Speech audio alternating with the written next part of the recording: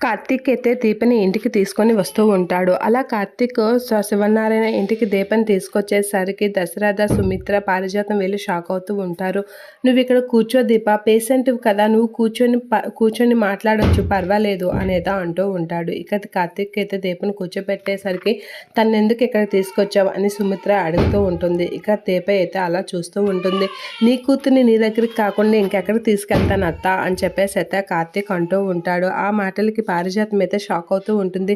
ఏంటి వీడు కొత్తగా మాట్లాడుతున్నాడు అనేది అంటూ ఉంటాడు. ఇక కార్తీక్ అయితే నా కూతురు అంటున్నావేంటి అని అనేసరికి మీకు ఈరోజు అంత నిజం చెప్పాలి అత్త, మీకు ఈరోజు నిజం చెప్పాలి అంటే అందరూ ఉండాలి కదా, అందరూ ఉంటేనే కదా అన్ని విషయాలు మాట్లాడడానికి అని అంటూ ఉంటాడు. దశరథ, పారిజాతం వీళ్ళైతే అలా చూస్తూ ఉంటారు. సుమిత్ర కూడా చూసి షాక్ అవుతూ ఉంటుంది.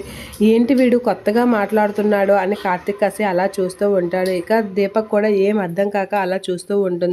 సారీ మామయ్య, మిమ్మల్ని విష్ చేయడం మర్చిపోయాను, ఎలా ఉంది మామయ్య, బాగానే ఉందా అనేది అడుగుతూ ఉంటాడు. ఇక ఆ విషయాలకి పారిజాతం మీద ఏంటి వీడు కొత్తగా మాట్లాడుతున్నాడు అని అంటూ ఉంటాడు.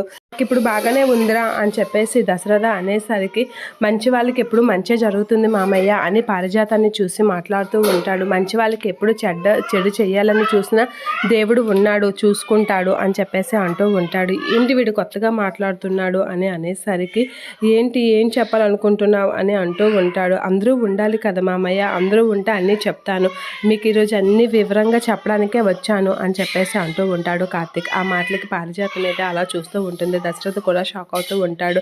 ఇక పారిజాతాన్ని చూసి ఎవరు మంచి వాళ్ళకి చెడు చేయాలని చూసినా మంచి వాళ్ళకి ఎప్పుడు మంచి జరుగుతుంది మామయ్య, మంచి వాళ్ళకి ఎప్పుడు ఏమీ కాదు అని చెప్పేసి అంటూ ఉంటాడు. పారిజాతం అయితే ఏంటి వీడు ఇలా మాట్లాడుతున్నాడు అని అనేసరికి దశరథ అయితే అలా చూస్తూ ఉంటాడు.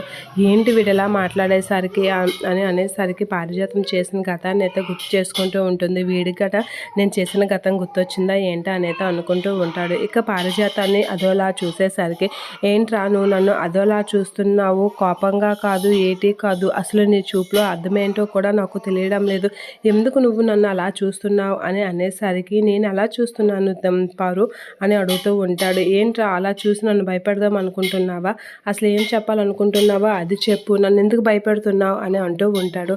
తప్పు చేస్తేనే కదా పారు భయపడతారు, నువ్వెందుకు భయపడుతున్నావు, నువ్వు ఏదైనా తప్పు చేసావా అని అడిగేసరికి పారిజాతం మీద అలా చూస్తూ ఉంటుంది. ఇక కార్తీక్ మాటలకి షాక్ అవుతుంది.